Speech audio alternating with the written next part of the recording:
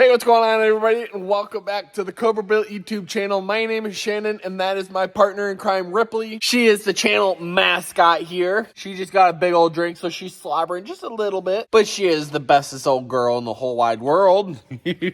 Guys, don't forget, 10,000 subscribers before the end of the year, so pretty much just a month away. I'm giving away $1,000 via PayPal or Amazon, and you guys might be asking yourself, why are you doing that? That's such a large amount of money to just give away. Well, let me explain. So the reason I want to do that is because you guys have honestly helped me out astronomically in terms of views, in terms of commenting, in terms of liking. You guys always knock it out of the park for me, so I just want to give back to the people that help me out. Second of all, if you guys have not seen already, we now have shirts. I will post a picture right now. If you guys want one of those shirts, please send me a DM on Instagram. Small through extra large shipped is $30. 2X and up is $35 shipped. And looking around on the internet, I don't think that's a bad price at all, considering how badass of a shirt design that is. But time to get into the meat and potatoes of today's upload. We are replacing our Holley Sniper EFI. Not because there's anything wrong, but we are upgrading. And we are upgrading to a Holley Sniper EFI. Let me explain real quick. So yes, this is another Holley Sniper EFI. However, as many of you may know, what is on the car now is just a standard base sniper. It's nothing special, nothing like that. And I would really like to run E85, and to do that I need bigger injector because this only flows up to I think 650 horsepower naturally aspirated, and obviously E85 squirts a lot more into the motor, so you need more injector, and obviously 650 horse on E85 is probably around 450 horse, and obviously we are probably making that to the wheels. So honestly, it was time to upgrade anyway, and I would rather have more headroom, and it's not just a bigger injector. Let me open up the box. It is Holley's X-Flow throttle body. So if you look here, it's a lot more tapered right in here for smoother airflow, whereas right here it is not. See how it's just a straight barrel? So that's kind of the difference. This is 800 CFM versus this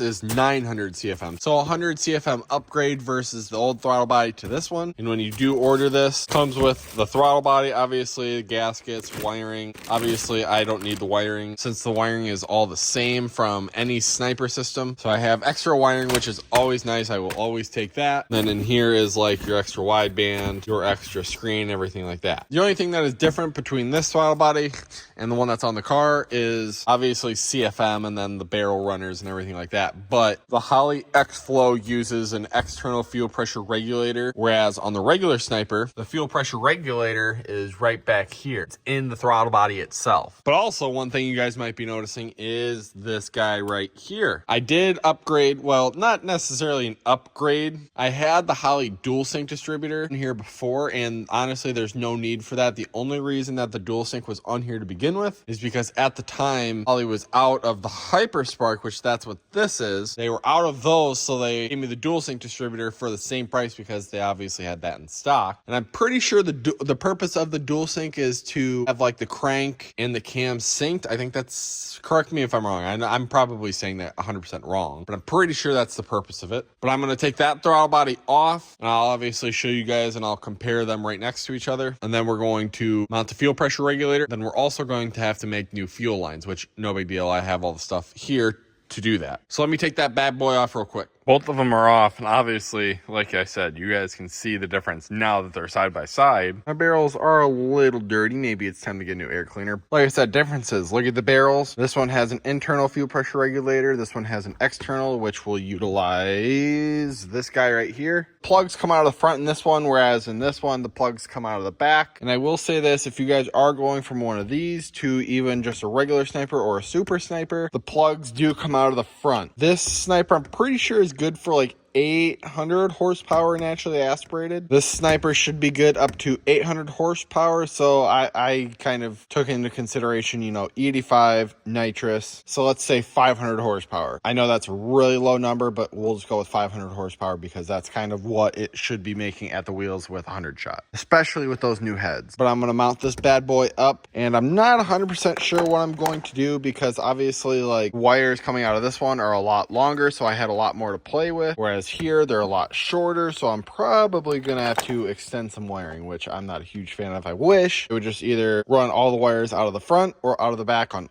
all the snipers across the board, but you can't pick and choose, so let me get this bad boy mounted. All right, I know what you're thinking. Oh, you're already done. Well, no. I pretty much just put the air cleaner on because I'm dumb, but I do have to put in my new display. However, the throttle body is on and looking mighty stellar. Unfortunately, you don't get to see the barrels because obviously the air cleaner's on, but now what's left is I got to make the fuel lines for the return. So it's got to go from here to here and then cycle through there, out the bottom, right to that guy right there. So I'm going to do that real quick, get them hooked up, pretty much button everything up, and then we will fire this thing up. But I was able to extend my wiring so it wasn't too bad. But let me make them fuel lines quick. Just like that, my hoses are made, and these are PTF nylon hoses, and I crimped them myself, obviously. But I've always had really good luck with these. Now, I will say this. Whenever you are going to be running E85, always make sure that your fuel lines are up to spec for E85. One thing I will say about E85 is it's very corrosive, and it's been known so that if you have like rubber lines, you know, it might eat through those rubber lines pretty quick. Like I said, I've always had really good luck with these, but let me put these bad boys on. Update, had a fuel leak coming out of my fuel pressure regulator, and I know some of you are gonna be like, oh my god, you can't freaking mount your fuel pressure regulator right on the firewall. Well, I can do whatever I want, so, but I have the handheld just plugged in right here before I just run it through the firewall. But yes, I had a fuel pressure regulator leak. Tightened up all the fittings, so we're gonna try and start it right now. I loaded up a tune. I've not started it yet, and let's see how this goes. Fingers freaking crossed. So we are going to hop up into the old girl here, swing one of the legs in, and the IAC valve is not adjusted, so I'm sure I'm going to have to assist it with my foot a little bit. But turn the key forward. I know there's not any fuel leaks because I just spent an hour trying to figure out where all of them were, but let's try to start it. Oh boy.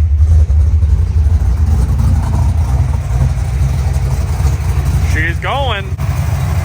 And fuel pressure is at 60. And everything right there looks somewhat normal for its first time firing up with that sniper unit. But once it's warmed up to about 160, 170 degrees, I'm going to adjust the IAC valve and we should be good. I got it adjusted. Sorry if you can barely hear me, but you want this number right here between 2 and 10. So I have it right at 2, which you want it, the lower the better. But I have it dialed in, which is a huge sigh of relief because sometimes adjusting that IAC valve can be a pain in the butt. But now it's just time to slap the air cleaner on and let it sit for the rest of the winter. What did you think, Miss Ripley baby? Huh? What did you think? Can you give me a little paw? Oh, there you go. Oh, you're such a good girl. But installing this was obviously pretty self-explanatory. She's stretching because it took me a little bit longer than I thought I was going to be taking on it. Honestly, it took me longer to make the fuel lines than it did swap everything over. Oh, are you gonna dance? Oh, dance. You are such a good old girl. You're such a good mastiff. And look at her freaking festive Christmas collar. Ho, ho, ho. But all that's left for me to do is literally just run the wire into the dash so that I have the screen in the car and everything is set from there. In the springtime, I am going to have to get this professionally tuned to run E85. So stay tuned for that. And I do think with a little bit of CFM upgrade, E85, I'm thinking this is going to be a either high or very mid 11-second car NA. So that is the goal, and then 10s with a little bit of spray. Will we get there? I don't know, but you guys will have to stay tuned for that because that is going to be it for this video, guys. Like I said, don't forget, 10,000 subscribers before the end of the year, $1,000 could be yours. So make sure to hit that subscribe button and drop a comment below and let me know what you guys thought of this video. But until then, I will see you guys next Sunday at noon because I do upload once a week, every Sunday at noon Central Standard Time. Can you say goodbye to everybody, Ripley? Can you say goodbye? Goodbye, everybody. Goodbye. Can you shake? Shake. Oh, goodbye, everybody.